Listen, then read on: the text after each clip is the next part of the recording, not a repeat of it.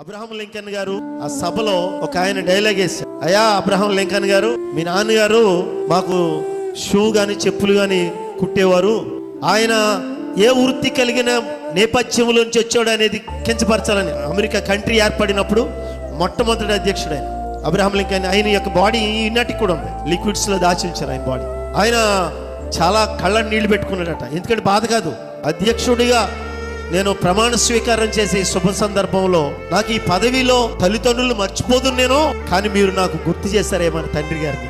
అయితే నేను ఒక విషయం చెప్తున్నాను, మా నాన్నగారు కనుక చెప్పు కుట్టిన షూ కుట్టినా కరెక్ట్గా కాలుకి సరిపోతే, ఎట్టి పరిస్థితుల్లో కూడా ఎక్కువ అవటం కానీ తక్కువ అవటం కూడా అంత కరెక్ట్గా కుడతారండి ఆయన అని చెప్పాడట.